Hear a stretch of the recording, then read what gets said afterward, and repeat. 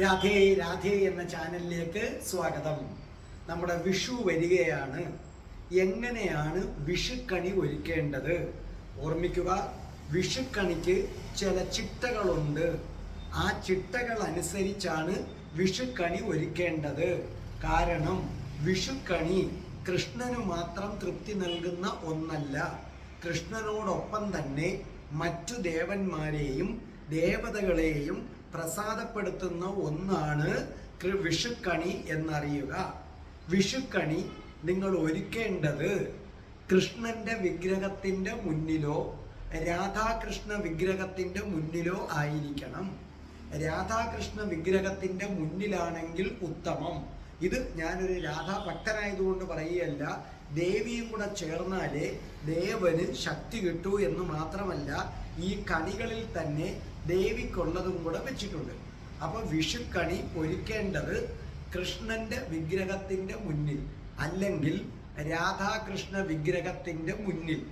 ശരിക്കും ആരാണ് കണി ഒരുക്കേണ്ടത്? കുടുംബത്തില് കാരണവരുണ്ടെങ്കിൽ, ആ കാരണവർക്ക് ആവതുണ്ടെങ്കിൽ അദ്ദേഹമാണ് കണി ഒരുക്കേണ്ടത്. അല്ലെങ്കിൽ ആ വീട്ടിലെ കുടുംബനാഥനാണ് വിഷുക്കണി ഒരുക്കേണ്ടത്. സത്യത്തിൽ സ്ത്രീ അല്ല. മനസ്സിലായില്ലേ? നമ്മളങ്ങനെയല്ല വിചാരിക്കുന്നത്. കുടുംബനാഥനാണ്, പുരുഷനാണ് വിഷുക്കണി ഒരുക്കേണ്ടത്.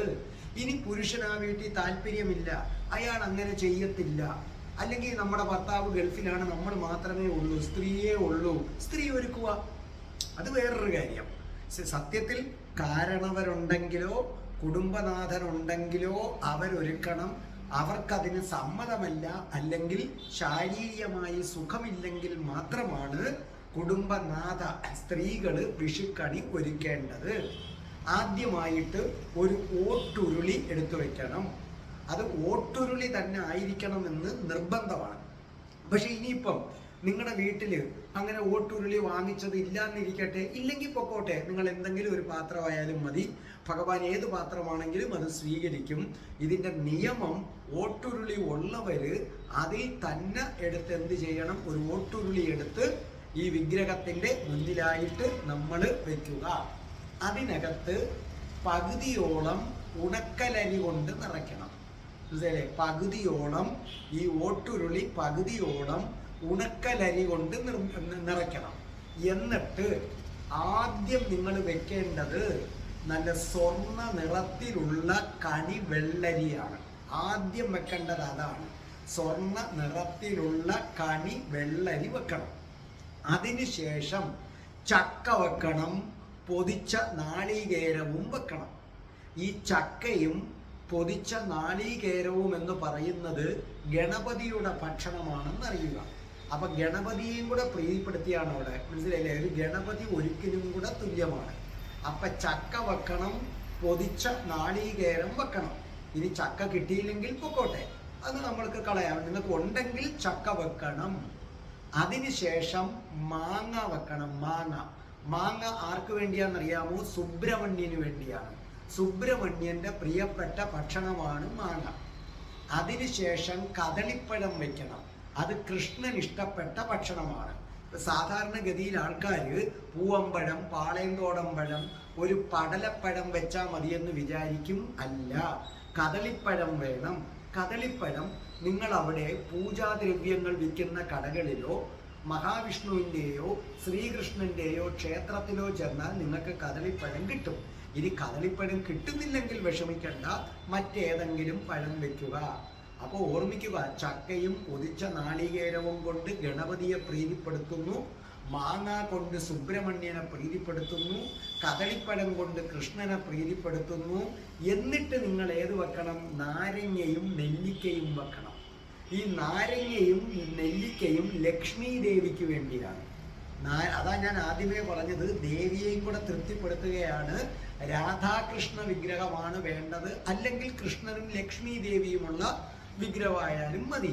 അപ്പൊ നിങ്ങൾ മനസ്സിലായല്ലോ, നാരങ്ങയും നെല്ലിക്കയും വെക്കണം. അതിനുശേഷം എന്ത് ചെയ്യണമെന്നറിയാവോ? ഭഗവതിയെ സങ്കല്പിക്കണം. ഭഗവതിയെ മനസ്സിൽ നന്നായി ധ്യാനിക്കണം. അല്ലാതെ നിങ്ങൾ ഈ ഉരുളി കൊണ്ടുവന്ന് ഇങ്ങനെ ചുമ്മാ ഓരോന്ന് പറക്കി വെക്കുകയല്ല ചെയ്യേണ്ടത്. ഭഗവതിയെ നന്നായി സങ്കല്പിച്ചിട്ട് ഓട്ടുരുളിയുടെ നടുക്ക് ഒരു വാൽ കണ്ണാടി കൊണ്ട് വെക്കണം. ഈ കണ്ണാടിക്കൊക്കെ ഒരുപാട് ഉദ്ദേശമുണ്ട്, പറഞ്ഞുതരാം. ഓട്ടുരുളിയുടെ നടുക്കൊരു വാൽ കണ്ണാടി വെച്ചിട്ട് അതിൻ്റെ പുറത്തൊരു സ്വർണ്ണമാല ചാർത്തണം. അപ്പോൾ ഓട്ടുരുളിയുടെ പുറത്ത് വാൽ കണ്ണാടി വെച്ചിട്ട് അതിൻ്റെ പുറത്ത് ഒരു സ്വർണ്ണമാല ചാർത്തണം. എന്നിട്ട് കണിക്കൊന്ന വെക്കണം. അതിനുശേഷം വേണം നമ്മൾ കണിക്കൊന്ന വെക്കേണ്ടത്. ഇതിൽ നമ്മൾ കണി വെള്ളരി ഉണ്ടല്ലോ, അത് വെക്കുന്ന എന്തിനാണെന്നറിയാവോ? അത് മഹാവിഷ്ണുവിൻ്റെ മുഖമാണ്. കൊന്നപ്പൂവ് അത് ശരിക്കും ശ്രീകൃഷ്ണന്റെ കിരീടമാണ്. കണ്ണാടി മനസ്സാണ് കണ്ണാടി. ഇനി അപ്പൊ അത്രയും ഓട്ടുരുളിയിൽ നിങ്ങൾ വെക്കേണ്ട കാര്യമാണ്. അതിനുശേഷം നിങ്ങളൊരു താലമെടുക്കണം. ഇതെല്ലാം ഓട്ടുതാലമാണെങ്കിൽ നല്ലത്, അല്ലെങ്കിൽ മറ്റേതെങ്കിലും ഒരു താലം. ആ താലമെടുത്തിട്ട് അതിനകത്ത്, ഇത് പ്രത്യേകമാണ്, ഇത്രയും നേരം ഞാൻ പറഞ്ഞത് ഓട്ട് ഉരുളിക്കകത്ത് വെക്കേണ്ട സാധനമാണ്. ഇനി ഒരു താലമെടുത്തിട്ട് അതിനകത്ത് അലക്കിയ അല്ലെങ്കിൽ പുതിയ കസവുമുണ്ട്. പുതിയ കസവുമുണ്ടുണ്ടെങ്കിൽ നല്ലത്, അതില്ലെങ്കിൽ ഒരു അലക്കിയ കസവുമുണ്ടെടുത്ത് വെക്കണം. എന്നിട്ടൊരു പുസ്തകം വെക്കണം. ഏതെങ്കിലും ഒരു ഗ്രന്ഥം, ഭാഗവതമാകാം, രാമായണമാകാം, എന്തോ ആയിക്കൊള്ളട്ടെ, ഒരു പുസ്തകം. അത് സരസ്വതി ദേവിയുടെ പ്രതീകമാണ് പുസ്തകം. അതിൻ്റെ പുറത്ത് കുങ്കുമച്ചെപ്പും കൺമഷിയും വെക്കണം. ഒരു കുങ്കുമച്ചെപ്പ് വെക്കണം, കൺമഷി വെക്കണം. എന്നിട്ട് അതിൻ്റെ പുറത്തൊരു വെറ്റില വെക്കണം, പാക്കുമൊക്കെ വെക്കണം. ആ വെറ്റിലയുടെ പുറത്ത് നാണയം വെക്കണം. ഈ നാണയവും സ്വർണവും ഒക്കെ ലക്ഷ്മി ദേവിയെ പ്രതിനിധാനം ചെയ്യുന്നതാണ്. വിളക്ക് നന്നായി തേച്ചു വെക്കണം. എന്നിട്ട് വാൽ കിണ്ടിയും വേണം. ഇതിനകത്ത് ഒന്നുകിൽ 5 തിരി അല്ലെങ്കിൽ 7 തിരിയിട്ട നിലവിളക്ക് കൊണ്ടുവെക്കണം. മനസ്സിലായില്ലേ? ഇതിന് ശേഷം അപ്പൊ നമ്മൾ ആദ്യം ഓട്ടുരുളിയിൽ നിറച്ചു, അത് കഴിഞ്ഞ് താലമെടുത്തു. താലത്തിൽ നമ്മൾ കസവ് മുണ്ടുവെച്ചു, പുസ്തകം വെച്ചു, കുങ്കുമച്ചെപ്പ് വെച്ചു, കൺമഷി വെച്ചു, വെറ്റില വെച്ചു, അതിൻ്റെ പുറത്ത് നാണയ തുട്ടുകൾ വെച്ചു. പിന്നെ നമ്മൾ എന്ത് ചെയ്യുന്നു? പിന്നെ നവധ്യാനം ഉണ്ടെങ്കിൽ അത് വെക്കുന്നത് ഉത്തമമാണ്. നവധ്യാനം ഉണ്ടെങ്കിൽ, ഇപ്പം നവധ്യാനം സൂപ്പർ മാർക്കറ്റിലൊക്കെ വാങ്ങിക്കാൻ കിട്ടും, എല്ലാ സൂപ്പർ മാർക്കറ്റിലും കിട്ടും. ഇല്ലെങ്കിൽ പോട്ടെ, ഉണ്ടെങ്കിൽ നവധ്യാനം വളരെ നല്ലതാണ്. എന്നിട്ട് നല്ല വിളക്ക് കത്തിച്ചു വെച്ചിട്ട്, നെയ്വിളക്കാണ് ഉത്തമം. ഇല്ലെങ്കിൽ പിന്നെ എണ്ണ ഒഴിക്കുക. ഒരിക്കലും വിളക്കെണ്ണ ഒഴിക്കരുത്, അത് ശരിയല്ല. ഒന്നുകിൽ നല്ലെണ്ണ ഒഴിക്കുക. ഇപ്പോൾ പല വിളക്കെണ്ണയും വില കുറച്ച് വിൽക്കാൻ മൃഗക്കൊഴുപ്പൊക്കെ കൊണ്ടാണെന്ന് പറയുന്നു, എനിക്ക് അറിയില്ല. നെയ്വിളക്കുണ്ടെങ്കിൽ നെയ്യാണ് ഏറ്റവും നല്ലത്. ഒന്നുകിൽ 5 തിരി അല്ലെങ്കിൽ 7 തിരി. ഇവിടെ ഒരു കാര്യം ശ്രദ്ധിക്കണം. ഈ നിലവിളക്ക് നമ്മളങ്ങോട്ട് വെക്കുമല്ലോ, അപ്പോൾ ഈ വിളക്ക് ഇങ്ങനെ 7 തിരി കത്തുമ്പോൾ ആ പ്രഭയിൽ വിളക്കിൻ്റെ നിഴല് ഭഗവാന്റെ വിഗ്രഹത്തിൽ പതിക്കരുത്. അത് ശ്രദ്ധിക്കണം. വിളക്കിൻ്റെ നിഴൽ ഒരിക്കലും ഭഗവാന്റെ വിഗ്രഹത്തിൽ പതിക്കരുത്. ഇത്രയും. അപ്പോൾ ഇത് ഒരുക്കി വെച്ചിട്ട് രാവിലെ വീട്ടിലെ മുതിർന്ന കാരണവരല്ലെങ്കിൽ കുടുംബനാഥനാണ് സത്യത്തിൽ ചെയ്യേണ്ടത്. നമ്മളൊക്കെ വീടുകളിൽ കാണുന്ന നേരെ തിരിച്ചാണ്. കുടുംബനാഥൻ മുക്കറയിട്ട് ഉറങ്ങും, സ്ത്രീ വന്ന് വിളിച്ചുകൊണ്ട് പോകും. സത്യത്തിൽ ഭർത്താവ് അല്ലെങ്കിൽ കാരണവര് വന്നിട്ടാണ്. ഇപ്പോൾ ഭർത്താവാണെങ്കിൽ, കുടുംബനാഥൻ ഭർത്താവാണെങ്കിൽ, ഭർത്താവ് എഴുന്നേറ്റ് വന്നിട്ടാണ് ഈ വിളക്കൊക്കെ കത്തിച്ചതിന് ശേഷം വന്ന് തന്നെ. അതായത് ഭർത്താവ് എങ്ങനെയാ പോണ്ടത്? രാവിലെ ഇങ്ങനെ കണ്ണടച്ചിട്ട് പതുക്കെ വന്നിങ്ങനെ കതവ് തുറന്ന്, അല്ലെങ്കിൽ കതവ് ചാരിയിട്ട് കിടക്കുക, കതവ് തുറന്ന് പതുക്കെ നമ്മളിങ്ങനെ തപ്പി തപ്പി പൂജാമുറിയെ ലക്ഷ്യമാക്കി വന്ന് കതക് നമ്മൾ തുറന്നിങ്ങനെ വെച്ചേക്കണം. ലൈറ്റും രാത്രി ഇട്ട് വെച്ചിരുന്ന പരമസുഖം. കിടന്നോട്ടെ, ഒരു ദിവസത്തെ കാര്യമല്ലേ ഉള്ളൂ. കണ്ണ് തുറക്കുമ്പോൾ കണി കണ്ടു കുടുംബനാഥൻ, തൊഴുതു, പ്രാർത്ഥിക്കണം, ഭഗവാനോട് പ്രാർത്ഥിക്കണം. ഈ ഒരു വർഷം മുഴുവനും നന്നായിരിക്കണേ ഭഗവാനെ എന്ന് പ്രാർത്ഥിച്ചിട്ട് തിരിച്ചു വന്ന് തൻ്റെ ഭാര്യയുടെ കണ്ണുപൊത്തി കൊണ്ടുപോവുകയാണ് യഥാർത്ഥത്തിൽ ചെയ്യേണ്ടത്. പക്ഷേ ഈ കേരളത്തിൽ ഞാൻ കണ്ടിട്ടുള്ളത്, പാവം ഭാര്യ എണീറ്റ് ഇതെല്ലാം ചെയ്ത് ഭർത്താവിൻ്റെയും മക്കളെയും കണ്ണു പൊത്തിക്കൊണ്ട് പോവുകയാണ് ചെയ്യുന്നത്. അപ്പോൾ കണ്ണു പൊത്തിക്കൊണ്ട് അവിടെ ചെന്നിട്ട് ഇത് കണ്ടതിന് ശേഷം ഓരോരുത്തർക്കും നമ്മൾ കൈനീട്ടം കൊടുക്കണം. വളരെ ശ്രദ്ധിക്കുക. കൈനീട്ടം ആദ്യം കൊടുക്കേണ്ടത് പണമല്ല, നാണയത്തുട്ടാണ്. നാണയത്തുട്ടുകൾ കൈനീട്ടമായിട്ട് കൊടുക്കുക. പണ്ടൊക്കെ ഇങ്ങനെ വാരി കൊടുക്കുമായിരുന്നു.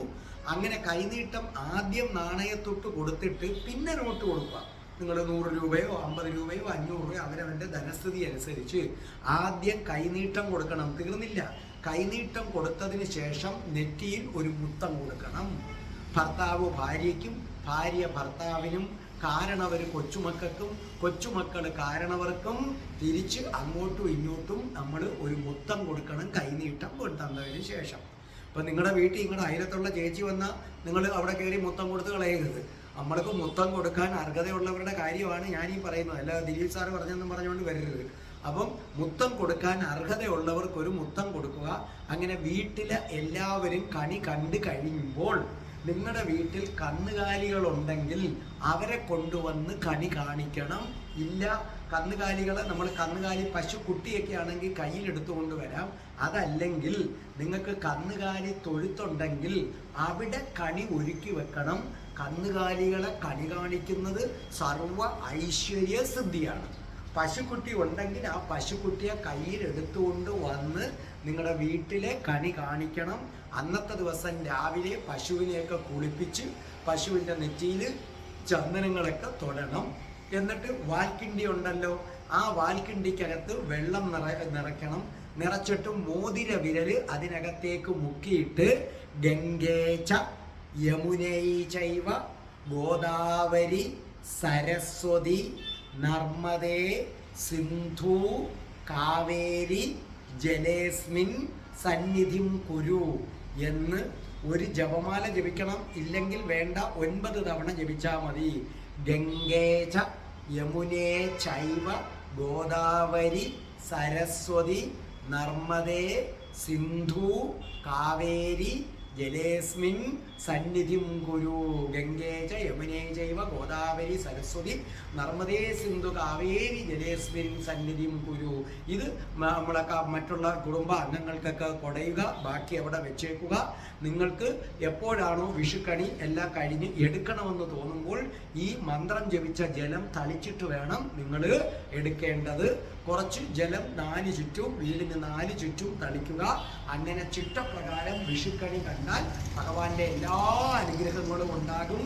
വിഷുക്കണി കാണുമ്പോൾ നിങ്ങൾ കരുതുന്നത് പോലെ കൃഷ്ണൻ മാത്രമല്ല അനുഗ്രഹിക്കുന്നത്.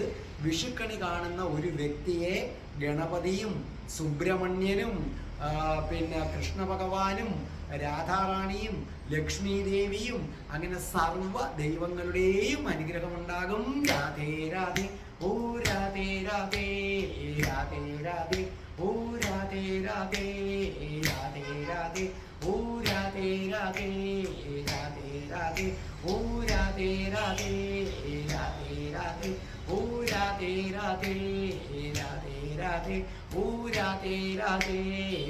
ഓം ശ്രീം ഹ്രീം ക്ലീം ഐം രം രാസേശ്വരി രാധികായേ സ്വാഹ.